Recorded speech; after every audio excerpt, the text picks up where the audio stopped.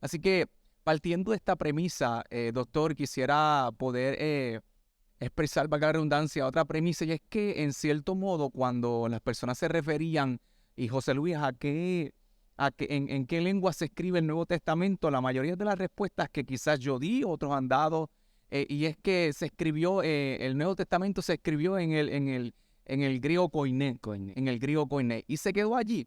Ahora bien, doctor, le pregunto, ¿realmente se escribió, podemos descansar en que podemos decir que el Nuevo Testamento se escribió en el griego koiné y punto, y lo dejamos allí? ¿O se escribió sí o no en el griego koiné el Nuevo Testamento? Uy, esa es hay muchas enseñanzas históricas que ya la pasan por verdad y son grandes mentiras. Decir que el Nuevo Testamento se escribió en un solo dialecto es una mentira diabólica. Académicamente es insostenible. Y ya les voy a explicar por qué. Es insostenible.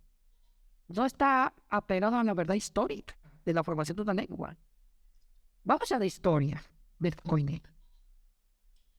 Yo les dije que una lengua no podía ser universal porque no tenía otro organismo que la regulase, que la controlase y que inventara gramáticas, inventara leyes, como si lo hay en las lenguas actuales. Claro. En las lenguas actuales, como en español o en inglés, cualquier lengua moderna, Hay leyendas tiene gramaticales. una estructura o institución, en el caso nuestro, que se llama la Real Academia de la Lengua Española o Castellana.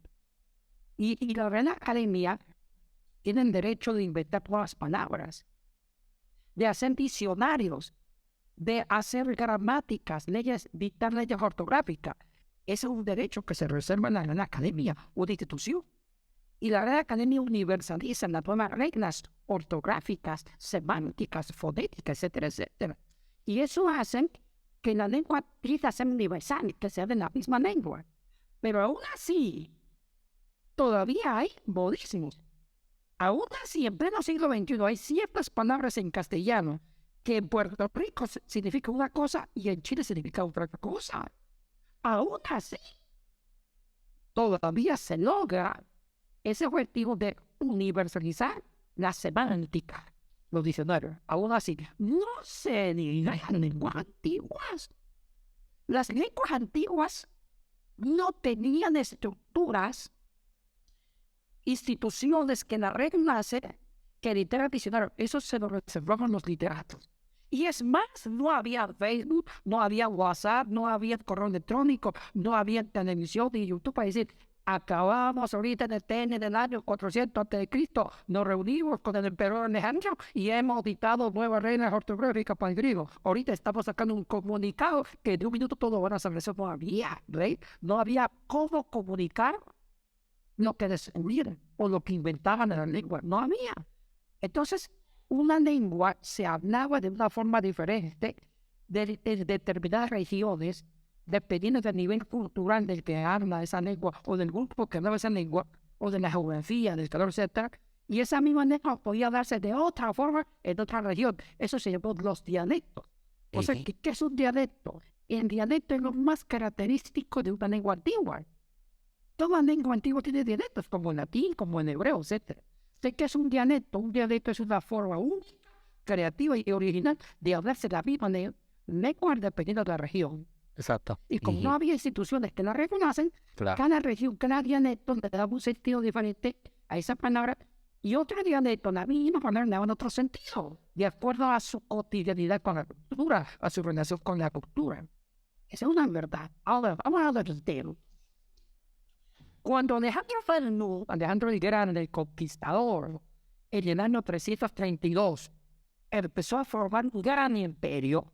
Usted sabe que Alejandro no solamente era un conquistador, era un hombre culto, inteligente, un literato, había sido discípulo de Aristóteles. Él no solamente quiso formar un imperio económico, de acumular muchos territorios, sino que quiso imponer la cultura griega, y dentro de la imposición de la cultura griega quiso crear un solo griego universal. Y es cierto, él quiso formar el famoso griego koiné, ¿Qué significa la palabra koiné? La palabra koiné significa común, popular. Y sí, en la mente de Alejandro el Grande, él intentó formar un solo dialecto griego que se habla de la misma forma en todo el imperio griego conquistado. La intención fue esta. Era un griego, koiné, que había nacido en el antiguo griego clásico ático, en Atenas. Pero vamos a la práctica. En la práctica no funcionó mucho. No. Porque en la práctica, ya hacia los tiempos de Cristo, había buenos dialectos. Estaba el koiné, que corresponde al ático, que hablaban los filósofos griegos, los literatos. Aristóteles, Platón, después lo habló Hesiodo. Ese griego era el griego académico, pero había un griego jónico que no hablaba las colonias griegas de bajo nivel cultural. Los mercaderes, los colonos, los agricultores, los artesanos. Era un griego vulgar. Pero también uno de los cuatro generales de Alejandro Magno inventó su propio griego de los abogados en Ptolomaico. Era un griego jurídico. O sea que en la realidad siempre hubo dialectos griegos muy bien marcados. Vemos una divergencia, una incoherencia entre lo que quería Alejandro, que era bueno, si era buena el proyecto, pero no habían medios para divulgar lo que él quería. No había Facebook, no había WhatsApp, no había medios de comunicación altamente avanzados. Eso no se pudo hacer. Eso nunca se hizo. Entonces, algunos comentaristas bíblicos poco serios, que hasta ciertos seminarios usan esa enseñanza, en ciertas casas de historia no académicas, enseñan, que a mí me da rabia, que el Nuevo Testamento se escribió el dialecto koiné. Y un momentito, sin tener libros, comentarios exegéticos profundos, nunca dicen que el Nuevo Testamento se escribió en un solo dialecto koiné, sino en varios dialectos comunes, porque los que escribieron el Nuevo Testamento eran diferentes. No comparé un Mateo con un gran Lucas o un Juan, un gran erudito, con un Marquitos o un Pedrito. Entonces hay muchos dialectos en el Nuevo Testamento. Por eso es que, haciendo un estudio más lingüístico, más analítico, sí, hay varios dialectos. Hay varios dialectos en el Nuevo Testamento. Tremendo. Del mismo griego.